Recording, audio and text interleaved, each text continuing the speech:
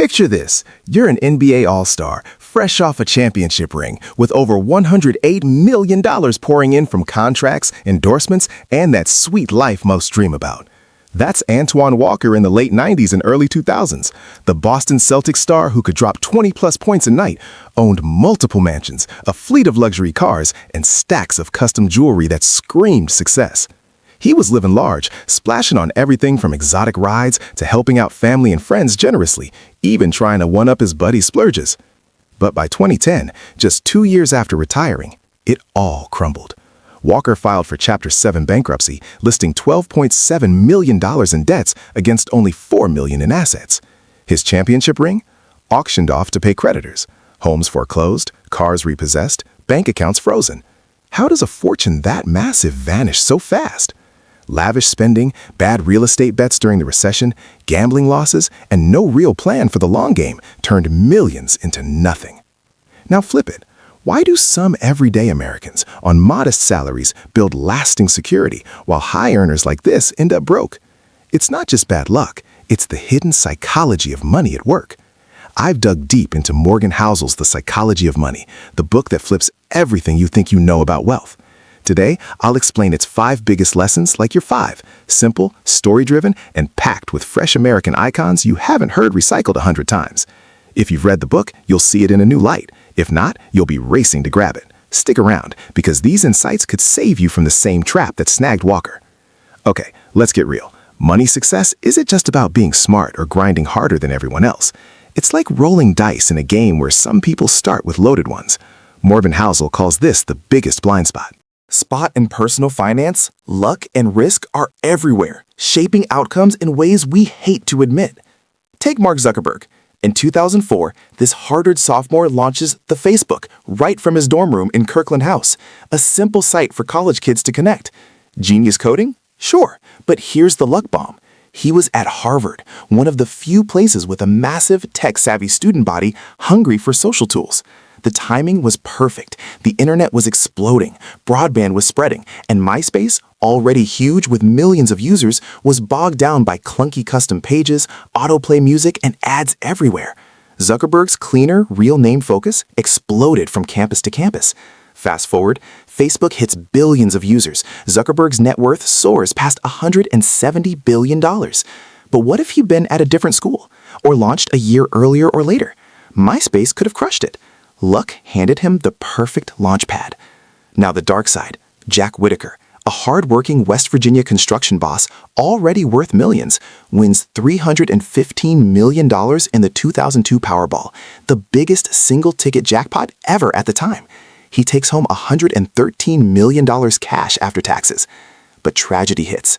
Robberies, over $100,000 stolen multiple times. Family deaths, his granddaughter and daughter to overdose suicide, lawsuits, gambling losses. By 2007, he's broke, declaring bankruptcy, and later says the win was the worst thing to happen to him. Was it all bad choices? Partly, but massive sudden wealth amplified risks he couldn't control. What if your big break was just one dorm room, one timing twist, or one unlucky draw away? Housel's point? Humble yourself to luck. Work hard, but don't pretend skill alone guarantees wins. Stack the odds with smart habits, because the game has hidden dice. Now that we've seen how luck can launch or sink fortunes, here's the next mindbender from Morgan Housel. Getting rich and staying rich are 2 totally different games. One demands bold risks and optimism.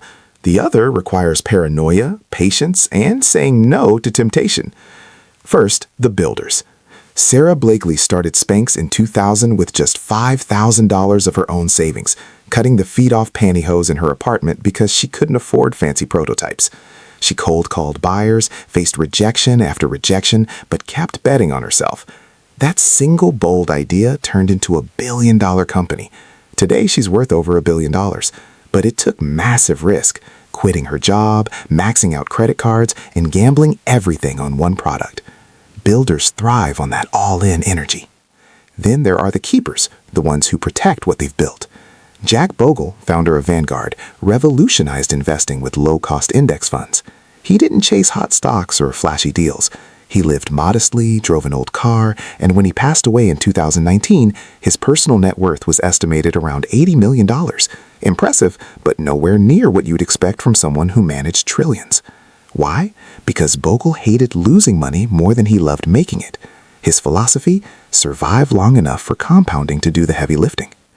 Contrast that with Allen Iverson. The NBA legend earned nearly $200 million in salary and endorsements during his career, the iconic practice rant guy who became a cultural phenomenon.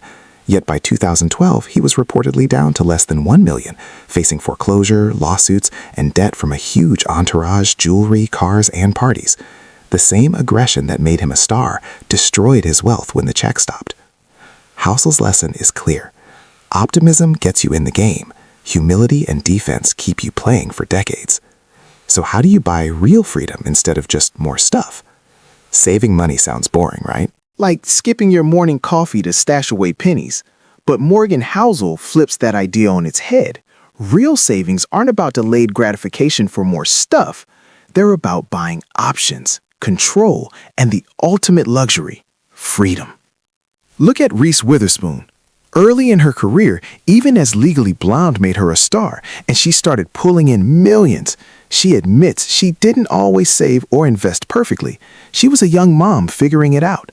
But she learned fast from family lessons about financial dependence. Don't let anyone control you with money. That mindset pushed her to build security.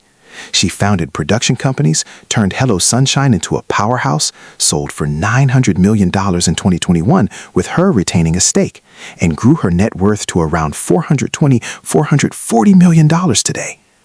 Those early habits of saving and smart moves gave her the buffer to pivot, produce hits like Big Little Lies and The Morning Show, and call her own shots in Hollywood. True freedom. Contrast that with someone trapped. Imagine a high-earning exec pulling $150,000 a year in a toxic job, living paycheck to paycheck on lifestyle creep, nice apartment, vacations, no emergency fund. When layoffs hit or the boss turns nightmare, quitting isn't an option. Debt piles up, stress skyrockets.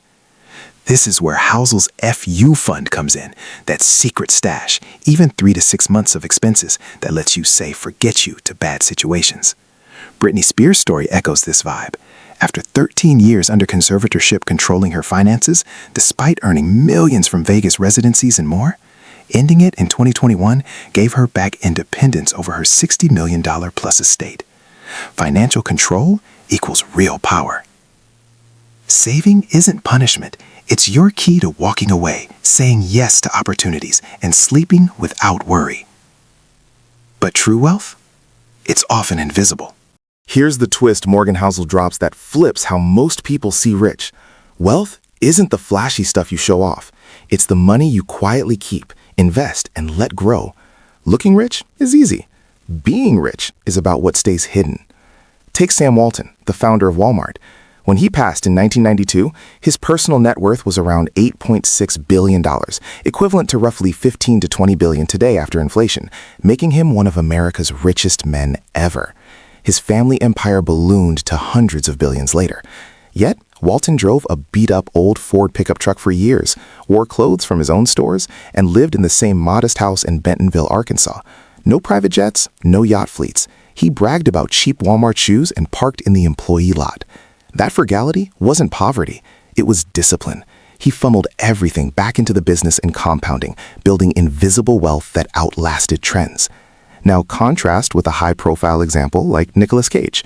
The actor earned hundreds of millions from blockbuster films, but his lavish spending on castles, exotic cars, dinosaur skulls, and a pyramid tomb led to massive debts. By 2009, he owed $14 million in back taxes alone and faced foreclosure on multiple properties, nearly wiping out his fortune through visible excess. For a modern quiet millionaire vibe, Jim Sinegal, Costco co-founder, built a fortune worth over $1 billion through stock holdings. Yet he took a modest CEO salary or Kirkland brand clothes and stayed hands-on without the ego. No flashy displays, just steady, unseen growth. Housel's line hits hard. Wealth is what you don't see. Flashy purchases often mean less money underneath. The real winners, they let their net worth do the talking in silence. But money moves aren't just math, they're emotional roller coasters. We've covered luck, mindset shifts, freedom through savings, and hidden wealth. Now Morgan Housel delivers the final gut punch. Money decisions aren't cold math, they're emotional roller coasters.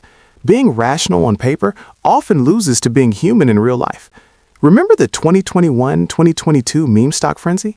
GameStop rocketed from under $3 to a peak of $483 in January 2021, fueled by Reddit's Wall Street Bets community. Retail investors poured in billions, dreaming of moonshots. Then reality hit. The stock crashed over 90%, wiping out an estimated $13 billion in retail losses by mid-2022. Many sold at the bottom in pure panic. Fear overrode logic. Housel's point? Emotions like greed and terror hijack the best plans. Contrast that with John C. Bogle, the index fund pioneer we met earlier. He preached boring, low-cost investing and stuck to it through every crash. No chasing hype, no panic selling. His Vanguard empire grew to trillions because he built a system that let calm win over chaos. Bogle slept easy because his strategy matched his emotional wiring. Here's the twist. I once knew an investor obsessed with finding the perfect stock. He researched nonstop, spreadsheets everywhere, waiting for the flawless moment. Analysis paralysis set in. He never invested a dime. Meanwhile, a friend who simply auto-invested in an S&P 500 fund every month, quietly up over 200% in the last decade. Housel's wisdom? The best financial plan isn't the one with the highest theoretical return. It's the one you can actually stick with when emotions scream. Be reasonable, not robotic. We've unpacked the psychology. Now let's bring it home. We've just walked through the real psychology of money, straight from Morgan Housel's game-changing book. Luck can make or break you. Building wealth demands risk, while keeping it demands defense. Savings buy freedom, not just stuff. True riches hide in plain sight. And emotions, not spreadsheets, drive every big money decision. These aren't just theories. They explain why NBA stars blow $200 million fortunes, why quiet index fund believers compound quietly into security, and why some everyday Americans retire comfortable while others chase flash and end up empty. If this hit home, if you felt that mix of I've been there, regret, fresh hope, or I need to change this now, take one small action today. Stash an extra $50 this week. Rethink one risky spend. And grab the psychology of money. It's short, powerful, and will rewire how you see every dollar. What's your wildest money emotion? Fear of losing it all? Greed for the next big win? Or something else? Drop it in the comments below. I read every one. If you want more breakdowns that cut through the noise like this, hit subscribe and turn on notifications. Next up, atomic habits applied to money. Tiny changes that build massive wealth without the burnout. Your future self is already thanking you. See you in the next one.